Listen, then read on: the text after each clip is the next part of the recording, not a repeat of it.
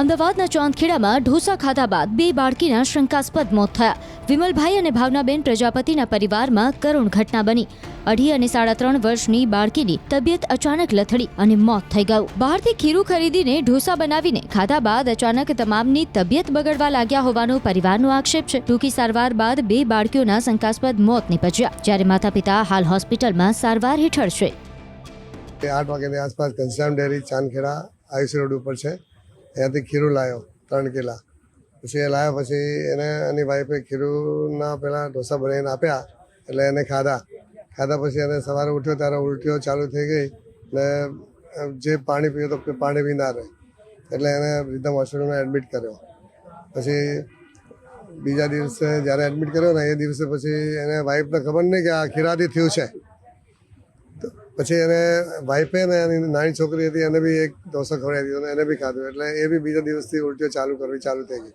પછી આ બધાને એડમિટ કર્યા ત્યાં કેડીમાં. એ દિવસે નાની છોકરીની તબિયત થોડી બગડી ગઈ હતી, એટલે એને લઈ ગયા હતા પુષ્પમ હોસ્પિટલમાં, પુષ્પા હોસ્પિટલ. ત્યાં ડૉક્ટરે કીધું કે ભાઈ એ તો જીવ જતો રહ્યો છે. પછી સાંજે બધું છોકરી રમતી હતી, બધું રેડી હતું. સવારે જ્યારે ઉઠીને બધા ઉઠ્યા અને એ બી ઉઠી તો એ લૂઝ થઈ ગઈ પેલી નાની છોકરીની જેમ. આ બી આંખો આમ તારવાના આમ લૂઝ થઈ ગઈ ને પછી આમ જોયા નહીં. પછી અમે દોડ્યા એમને પાછા કેડીમાં. પછી આ 2 ને 3 ને એડમિટ કર્યા. પછી નાની છોકરીને ડૉક્ટર બચાવવાની બહુ કોશિશ કરી, પણ એ કે હાર્ટ ઉપર એને એટેક થઈ ગયું છે, એટલે હવે બચે એમ નથી ને બહુ એને પમ્પિંગ બી કર્યું પણ નહીં બચી. છોકરા અને છોકરી અત્યારે એડમિટ છે કેડીમાં. એ અત્યારે આઈસીયુમાં છે. એ હજી ડૉક્ટર કહે છે કે કવર થતાં વાર લાગશે, એટલે 5-6 દિવસ તમારે એનું રાખવું પડશે. તમારી આ માંગ છે કે આ એ રીતે ખીરું વેચે છે એ ખીરા ઉપર પ્રતિબંધ લગાવવો જોઈએ, બીજા લોકો એનાથી કોઈ તકલીફમાં ના આવે ને આવી રીતે ફેમિલીને પૂરી ગમાવે નહીં. એના ઉપર પોલીસ કાર્યવાહી પૂરી થવી જોઈએ. સીસીટીવી ફૂટેજમાં એનું બધું કાઢવું જોઈએ.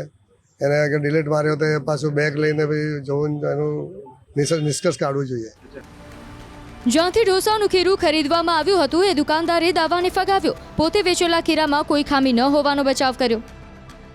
3 કિલો ખીરું આપ્યું એમને. એ ખીરું આપ્યા પછી એ આવ્યા 3 તારીખે પાછા સાંજે કે તમારા ખીરું ખાવાથી, એ એમને મારા પાસે વોઇસ રેકોર્ડિંગ છે કેમેરાનું, કે તમારું આજે ખાવાથી એમ એવું મને કહેતા હતા કે 3 તારીખે ખાવાથી અમારા પેટમાં દુખાવા લાગીને ફૂડ પોઈઝન જેવું થઈ ગયું. એટલે પછી અમે સર્ચ કર્યું કે તમે 1 તારીખે ક્યારે લઈ ગયા હતા. એ કે અમે 1 તારીખે સાંજે લઈ ગયા હતા. એટલે મેં સીસીટીવી ચેક કર્યા.